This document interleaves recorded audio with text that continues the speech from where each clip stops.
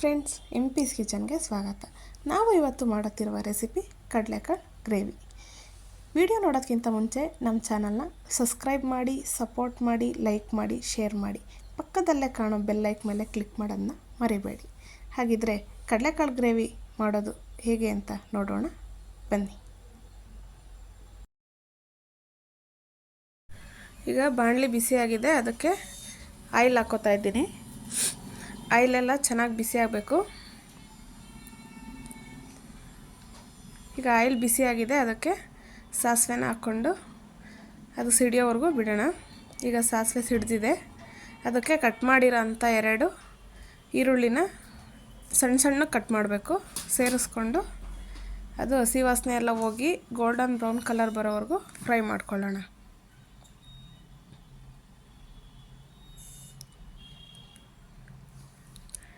ಈರುಳ್ಳಿ ಚೆನ್ನಾಗಿ ಫ್ರೈ ಆಗಬೇಕು.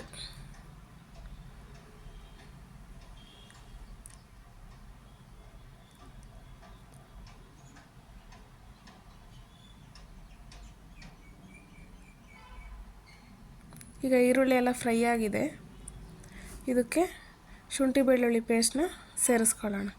ನಿಮಗೆ ಪೇಸ್ಟ್ ಇಷ್ಟ ಇಲ್ಲ ಅಂದರೆ ಕಟ್ ಮಾಡಿರೋ ಅಂಥದ್ದನ್ನು ಸೇರಿಸ್ಕೋಬೋದು.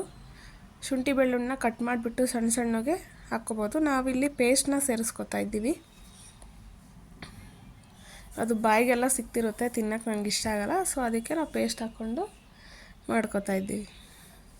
ಈಗ ಇದನ್ನು ಎಲ್ಲ ಒಂದು 5 ಸೆಕೆಂಡು ಹಸಿ ವಾಸನೆ ಹೋಗೋ ಥರ ಚೆನ್ನಾಗಿ ಫ್ರೈ ಮಾಡ್ಕೋಬೇಕು.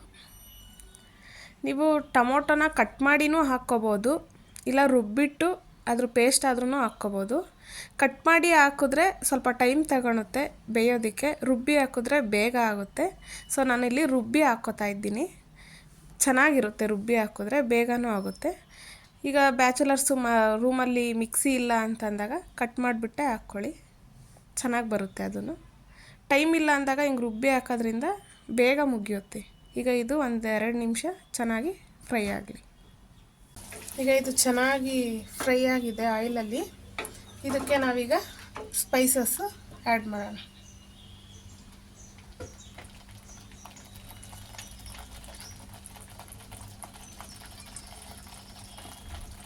ಖಾರದ ಪುಡಿ,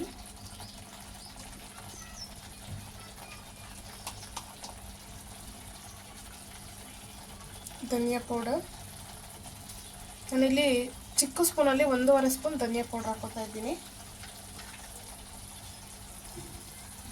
ಒಂದು ಚಿಟಿಕೆ ಅರಿಶಿನ,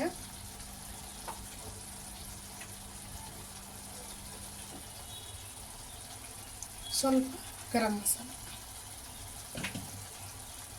ಈಗ ಇದನ್ನು ಹಸಿ ವಾಸನೆ ಹೋಗೋವರೆಗೂ ಆಯಿಲಲ್ಲಿ ಫ್ರೈ ಮಾಡ್ಕೊಳ್ಳೋಣ. ಇದು ಚೆನ್ನಾಗಿ ಆಯಿಲಲ್ಲಿ ಫ್ರೈ ಆಗಬೇಕು, ಹಸಿ ವಾಸನೆ ಹೋಗಬೇಕು. ಈಗ ಇದಕ್ಕೆ ಸ್ವಲ್ಪ ನೀರನ್ನು ಸೇರಿಸ್ಕೊಂಡು ಮತ್ತೆ ಫ್ರೈ ಮಾಡ್ಕೊಳ್ಳೋಣ. ಇದಕ್ಕೆ ಈಗ ನಾನು ಒಂದು ಅರ್ಧ ಗ್ಲಾಸಷ್ಟು ನೀರನ್ನ ಸೇರಿಸ್ಕೊತಾ ಇದ್ದೀನಿ. ಇದನ್ನೆಲ್ಲ ಚೆನ್ನಾಗಿ ಮಿಕ್ಸ್ ಮಾಡಿಕೊಂಡು ಒಂದು 2 ಮಿನಿಟ್ಸು ಕುಕ್ ಆಗಬೇಕು. ಇದೆಲ್ಲ ಮತ್ತೆ ಗಟ್ಟಿ ಆಗಬೇಕು, ಆ ಥರ ಕುಕ್ ಮಾಡ್ಕೊಳ್ಳೋಣ. ಅದು ಫ್ರೈ ಆಗೋ ಅಷ್ಟರೊಳಗಡೆ ನಾವು ಇಲ್ಲಿ 1 ಸ್ಪೂನ್ ಕಡಲೆ ಹಿಟ್ಟನ್ನ ಗಂಟಿಲ್ಲದೆ ನೀಟಾಗಿ ಕಲಿಸ್ಕೊಳ್ಳೋಣ.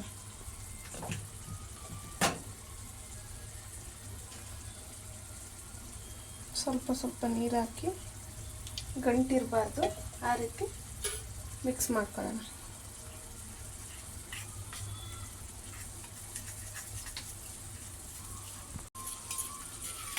ಈ ರೀತಿ ಗಂಟಿಲ್ಲದೆ ಚೆನ್ನಾಗಿ ಮಿಕ್ಸ್ ಮಾಡ್ಕೋಬೇಕು. ನೋಡ್ತಾ ಇದ್ದೀರಲ್ಲ, ಈಗ ಇದೆಲ್ಲ ಚೆನ್ನಾಗಿ ಆಯಿಲ್ ಬಿಟ್ಟಿದೆ. ಈಗ ಇದಕ್ಕೆ ನಾವು ಈಗ ಕಲಸಿಟ್ಕೊಂಡಿದ್ವಲ್ಲ ಕಡಲೆ ಹಿಟ್ಟಿಂದು, ಅದನ್ನು ಇದಕ್ಕೆ ಸೇರಿಸ್ಕೊಳ್ಳೋಣ. ಈಗ ಮಿಕ್ಸ್ ಮಾಡ್ಕೊಳ್ಳೋಣ.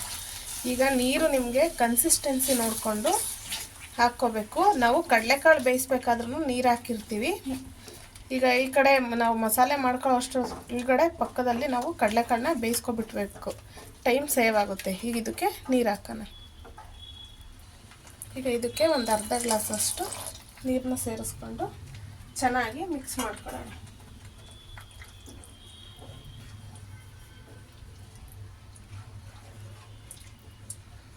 ನಾವು ಕಡಲೆ ಹಿಟ್ಟು ಹಾಕೋದ್ರಿಂದ ಚೆನ್ನಾಗಿ ಶೈನಿಂಗ್ ಬರುತ್ತೆ, ತಿಕ್ಕಾಗಿರುತ್ತೆ, ಟೇಸ್ಟು ಬರುತ್ತೆ.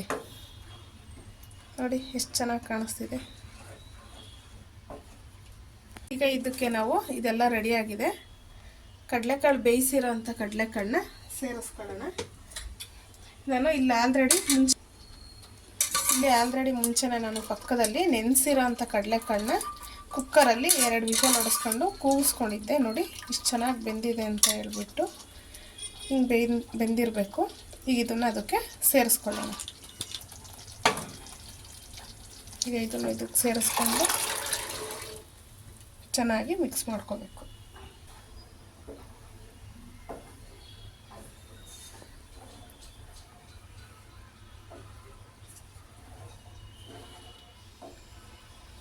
ಈಗ ಇದಕ್ಕೆ ನಾವು ಉಪ್ಪು ಹಾಕ್ಕೊಳ್ಳೋಣ.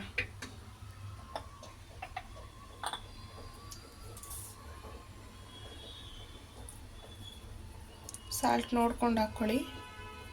ನಾವು ಕಾಳು ಬೇಯಿಸೋದಕ್ಕೆ ಉಪ್ಪು ಹಾಕಿಲ್ಲ, ಸೊ ಅದಕ್ಕೆ ನಾನು ರುಚಿಗೆ ತಕ್ಕಷ್ಟು ಉಪ್ಪು ಈಗಲೇ ಸೇರಿಸಿದ್ದೀನಿ. ಈಗ ಇದೊಂದು 2 ನಿಮಿಷ ಚೆನ್ನಾಗಿ ಕುಕ್ ಆಗಬೇಕು. 2 ಮಿನಿಟ್ಸ್ ಕುಕ್ ಆಗಲಿ. ಈಗ ನೋಡಿ ಫುಲ್ ಎಲ್ಲ ಕರೆಕ್ಟಾಗಿ ಕುಕ್ ಆಗಿದೆ. ಈಗ ಇದಕ್ಕೆ ನಾನು ಲಾಸ್ಟಲ್ಲಿ ಕಟ್ ಮಾಡಿರೋಂಥ 2 ಹಸಿಮೆಣ್ಸಿಕಾಯಿನ ಸೇರಿಸ್ಕೊತಾ ಇದ್ದೀನಿ, ಮತ್ತು ಕೊತ್ತಂಬರಿ ಸೊಪ್ಪು. ಈಗ ಫ್ಲೇಮ್ ಆಫ್ ಮಾಡ್ಕೊಳ್ಳಿ. ಇದನ್ನೆಲ್ಲ ಮಿಕ್ಸ್ ಮಾಡಿ ಉಪ್ಪು ಖಾರ ಒಂದು ಸರ್ತಿ ಚೆಕ್ ಮಾಡ್ಕೋಬೋದು. ಈಗ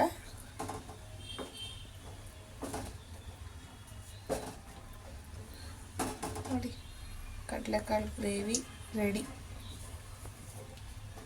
ಪೂರಿಗೆ, ಚಪಾತಿಗೆ, ರೈಸ್ಗೆ, ದೋಸೆಗೆ ಎಲ್ಲದಕ್ಕೂ ಕಾಂಬಿನೇಷನ್ ತುಂಬ ಚೆನ್ನಾಗಿರುತ್ತೆ.